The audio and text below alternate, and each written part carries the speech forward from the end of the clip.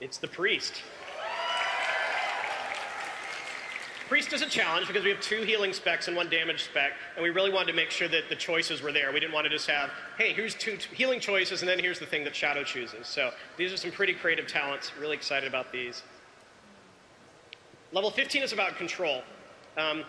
We tried to let players recreate the existing builds they have, so if you just like Psychic Scream, take Psychic Scream and you're good.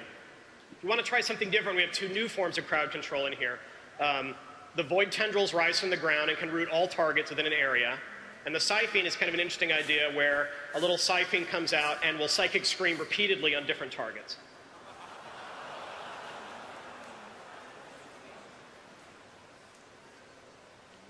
Level 30 is a fun tier that adds kind of a little wrinkle to some of your existing abilities. Body and Soul, the existing holy talent that increases movement speed after someone's been shielded. Path of the Devout increases your movement speed when you levitate, which, face it, could be quite often. And then Phantasm, when you fade, you remove movement effects and give yourself a slight speed boost.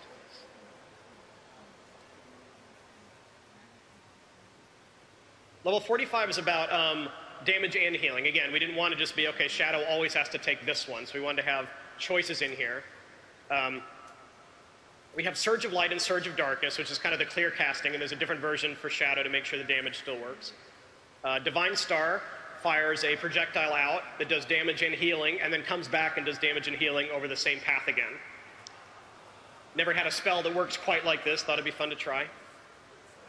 And then Archangel. Evangelism is just a core ability now. Everyone will have it, so you don't have to worry about what that means.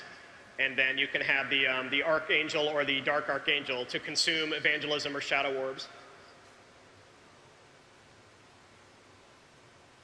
Level 60 is about keeping the Priest alive. Anyone can have Desperate Prayer, just a big instant heal. Angelic Bulwark increases your shield when you shield yourself. And then Final Prayer is a passive where when you get hurt, without having to click an ability, you'll get a little bit of help.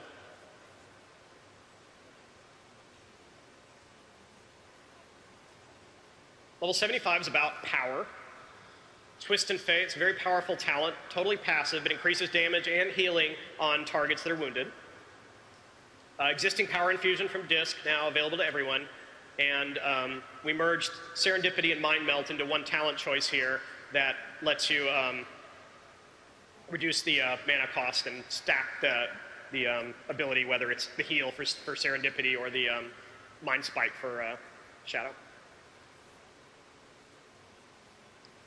3 crazy new abilities at level 90. Vow of Unity, imagine that you designate a champion for a short period of time, and you can, when you heal that person, it heals you a little bit like a reverse beacon. Doesn't last the whole time, though. Void Shift's really crazy talent. Hopefully you can pull this off. It just swaps health percentage with your target. So that's all. No big deal. Very simple, obviously a lot of ramifications. If the, the tank is at 50% and you're at 100%, you can swap that health and then quickly heal yourself up. I know, it's awesome.